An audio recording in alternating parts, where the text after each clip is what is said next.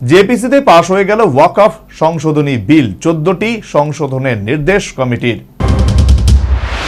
যৌথ সংসদীয় কমিটিতে পাশ হয়ে গেল ওয়াকফ সংশোধনী বিল। গত অগস্টে যে বিল পেশ করা হয়েছিল সেই বিলে 14টি সংশোধনী প্রস্তাব করেছে কমিটি।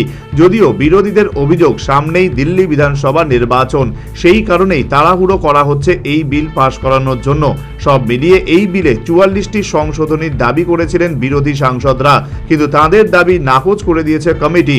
শুক্রবার এবং শনিবার কমিটির চেয়ারম্যান জগদম্বিকা পাল শেষ দফায় জেপিসির বৈঠক ডেকেছিলেন, তবে সেই বৈঠক উত্তপ্ত হয়ে ওঠে। বৈঠকের শুরুতেই বাদানুবাদে জড়িয়ে পড়েন তৃণমূলের কল্যাণ বন্দ্যোপাধ্যায় এবং বিজেপির নিশিকান্ত দুবে।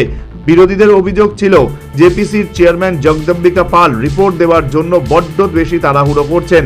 এই নিয়ে এখনো বহু আলোচনার প্রয়োজন আছে, বহু পক্ষের সঙ্গে কথা বলা দরকার। বিশৃঙ্খলার জেরে 10 বিরোধী সাংসদকে শুক্রবারের জন্য সাসপেন্ডও করা হয়। অবশেষে সোমবার কমিটিতে পাশ হয়ে গেল ওয়াকফ বিল। জানা গিয়েছে বিজেপির পক্ষ থেকে 23টি সংশোধনী প্রস্তাব করা হয়েছিল, তার মধ্যে 14টি গৃহীত হয়েছে, কিন্তু বিরোধীদের আনা 44টি সংশোধনীর প্রত্যেকটি খারিজ হয়েছে।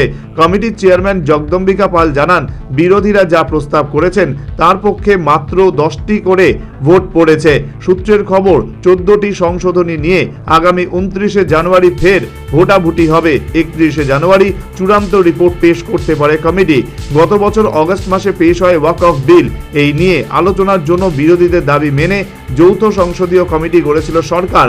প্রাথমিকভাবে ওই কমিটির মেয়াদ শেষ হওয়ার কথা ছিল শীতকালীন অধিবেশনের প্রথম সপ্তাহেই, কিন্তু নির্ধারিত সময়সীমার মধ্যে রিপোর্ট দিতে না পারায় কমিটির মেয়াদ বাড়ানো হয়। বাজেট অধিবেশনের শেষ দিন পর্যন্ত কমিটিকে সময় দেওয়া হয়, তবে সময়সীমা শেষ হওয়ার আগেই 14টি সংশোধনী সহ ওয়াকফ বিলকে সবুজ সংকেত দিল কমিটি।